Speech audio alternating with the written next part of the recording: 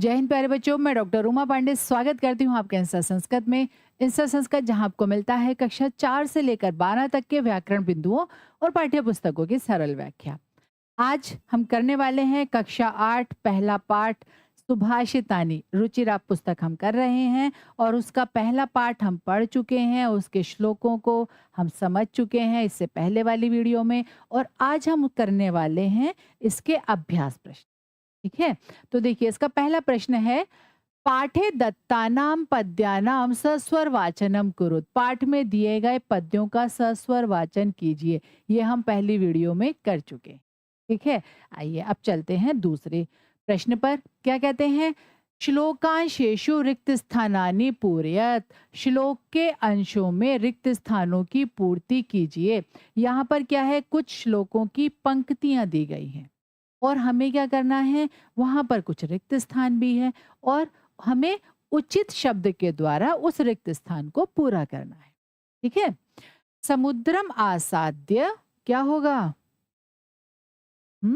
भवंत्य पेयाहा। किसके बारे में कहा गया है, नदियों के बारे में कहा गया है ना, कि जो नदियां हैं वो समुद्र को प्राप्त करके अपेय हो जाती हैं, उनका जल जो है वो पीने योग्य नहीं रह जाता। और अब दूसरा प्रश्न क्या है यहाँ पर, वचः मधुर सूक्त रसम सृजंती। तो यहाँ आएगा श्रुत्वा, मतलब चाहे जो सज्जन व्यक्ति हैं वो अच्छी वाणी सुने या फिर बुरी वाणी सुने, मतलब सज्जनों की वाणी सुने या दुर्जनों की वाणी सुने, वो हमेशा मधुर सूक्त रस को ही उत्पन्न करते हैं, मतलब वो मधुर ही बोलते हैं। तदभाग ध्येयम परमम पशुनाम। जो मनुष्य साहित्य संगीत कला से हीन होते हैं, वो तिनकों को ना खाते हुए भी जीवित रहते हैं, ये पशुओं का परम सौभाग्य है। विद्या फलम व्यसनिनः। जो व्यसनी व्यक्ति, बुरी आदतों वाला व्यक्ति होता है, उसका विद्या का फल नष्ट हो जाता है। कृपणस्य सौख्यम, और जो कृपण व्यक्ति है उसका सुख नष्ट हो जाता है। पौरुषम विहाय यह क्या होगा यहाँ पर, देवमेव। जो सिर्फ भाग्य का ही सहारा लेते हैं, वो अपने जो पुरुषार्थ है उसको छोड़ देते हैं, अपना कर्म करना छोड़ देते हैं, मेहनत करना छोड़ देते हैं, परिश्रम करना छोड़ देते हैं और क्या करते हैं, सिर्फ भाग्य के सहारे पर ही जीवित रहते हैं। चिंतनीया ही विपदाम आदा देव प्रतिक्रिया। कहते हैं विपत्तियों के आने से पहले ही उनके उपाय को सोच लेना चाहिए। ठीक है, चलिए आगे चलते हैं। अगला प्रश्न क्या कहता है हमसे, अगला प्रश्न कहता है, प्रश्नानाम उत्तराणि एक पदेन लिखत। प्रश्नों के उत्तर एक पद में लिखिए। व्यसनिनः किम नश्यति। व्यसनी व्यक्ति का क्या नष्ट हो जाता है, क्या नष्ट हो जाता है। हम्म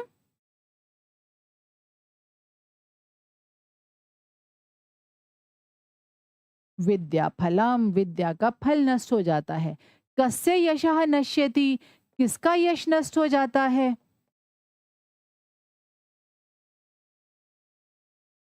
लुब्धस्य, लोभी व्यक्ति का। मधुमक्षिका किम जनयति, मधुमक्षिका क्या उत्पन्न करती है, हम्म मधुर रसम, मधुर रस को उत्पन्न करती है। मधुर सूक्त रसम के सृजंती, तो क्या होगा इसका उत्तर, संतः। जो संत होते हैं वे क्या करते हैं, मधुर सूक्त रसों को उत्पन्न करते हैं, भले ही वो कैसी भी वाणी सुने। अर्थिनः केभ्य विमुखाः न यान्ति। जो याचक हैं वो किनके द्वारा विमुख नहीं होते, हम्म वृक्षेभ्यः। ठीक है, आइए अब चलते हैं अगले प्रश्न की ओर। क्या कहता है अगला प्रश्न, अधोलिखित तद्भव शब्दानाम कृते पाठात चित्वा संस्कृत प्रदानी लिखत। मतलब कहते हैं जो नीचे दिए गए तद्भव शब्द हैं उनके लिए पाठ से चुनकर संस्कृत पदों को लिखिए। चलिए, जैसे कंजूस का क्या है, कृपण। कड़वे का क्या हो जाएगा, कटुकम, कड़वा। पूछ पुच्छः, लोभी, लुब्धः, मधुमक्खी, मधुमक्षिका, तिनका और क्या होगा? ऋणम।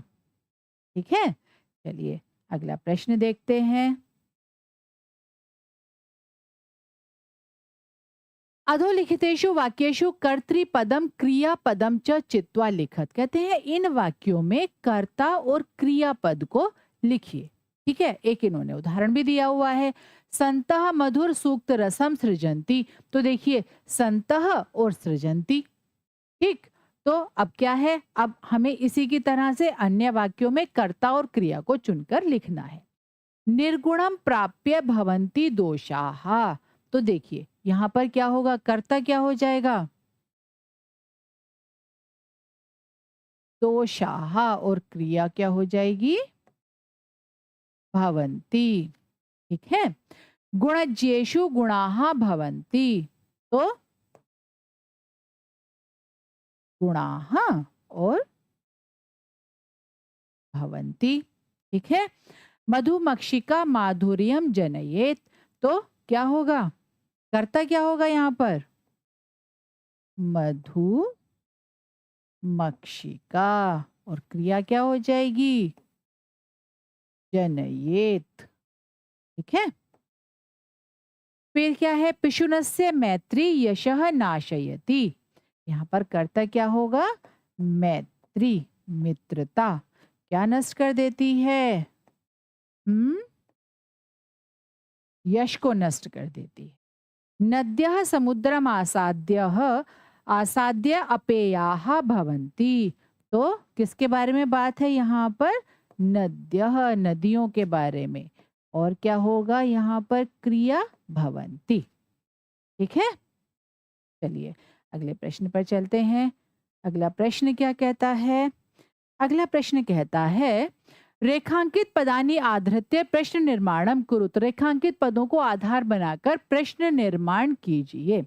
चलिए, गुणाः गुणज्येषु गुणाः भवन्ति। तो यहाँ पर गुणाः इसके स्थान पर क्या आ जाएगा? के। देखिए प्रश्न निर्माण से संबंधित एक वीडियो हम विस्तार से बना चुके हैं, जिसका लिंक डिस्क्रिप्शन में दिया गया है। आप उसको ध्यान से देखकर समझ लें तो आपको प्रश्न निर्माण की क्रिया बहुत अच्छे से समझ आ जाएगी। ठीक है, आइए यहाँ पर हम इस प्रश्न को हल करते हैं। तो यहाँ पर अंत में प्रश्न निर्माण जो प्रश्नवाचक चिन्ह है वो लगाना आवश्यक है। नद्यः स्वादु सुस्वादु तोयाः भवन्ति। अब देखिए नद्यः स्त्रीलिंग है तो इसके लिए हम प्रश्नवाचक शब्द का स्त्रीलिंग शब्द ही लगाएंगे। प्रथमा विभक्ति बहुवचन तो काहा। सुस्वादु तोयाः भवन्ति। काहा सुस्वादु तोयाः भवन्ति। उत्तर क्या हो जाएगा? नद्यः सुस्वादु तोयाः भवन्ति। लुब्धस्य षष्ठी विभक्ति एक वचन, इसलिए यहाँ पर क्या होगा? प्रश्नवाचक शब्द का आ जाएगा षष्ठी विभक्ति एक वचन पुल्लिंग। लुब्धस्य यशः नश्यति, कस्य यशः नश्यति बन गया प्रश्न। मधुमक्षिका माधुर्यम एव जनयति। प्रश्नवाचक चिन्ह लगा दिया हमने, मधुमक्षिका के स्थान पर लिख दिया का, क्योंकि स्त्रीलिंग एक वचन, यहाँ पर भी स्त्रीलिंग प्रथमा विभक्ति एक वचन का प्रश्नवाचक शब्द हमने ले लिया। ठीक है, तस्य मूर्धनि तिष्ठन्ति वायसाः। उसके मस्तक पर कब कोई ही बैठते हैं, है ना? तो मूर्धनि जब भी स्थान से संबंधित प्रश्न आता है तो वहां पर हम कुत्र का प्रयोग कर सकते हैं। तो तस्य कुत्र तिष्ठन्ति वायसाः, तो यहाँ पर क्या हो जाएगा? तस्य मूर्धनि तिष्ठन्ति वायसाः। ठीक है, चलिए चलते हैं अगले प्रश्न की तरफ। और अब अगला प्रश्न क्या कहता है? उदाहरणानुसारम पदानि पृथक कुरुत। उदाहरण के अनुसार पदों को अलग कीजिए। देखिए यहाँ पर एक तरह से ये संधि दी हुई है, बस इन्होंने नाम नहीं दिया है इसको अलग करने का। तो चलिए हम इसको फिर से कर लेते हैं, समझ लेते हैं। जैसे समुद्रम आसाध्य, समुद्रम धन आसाध्य। माधुर्यम एव, तो क्या होगा? माधुर्यम धन एव। ठीक है। अल्पम एव, तो अल्पम धन एव, सर्वम एव, सर्वम धन एव, देवमेव, देवम धन एव। ठीक है। और अगला शब्द क्या है? महात्मनाम उक्ति, तो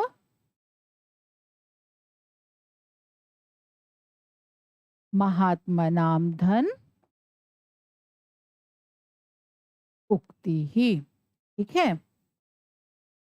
फिर क्या है? विपदाम आदावेव, तो विपदाम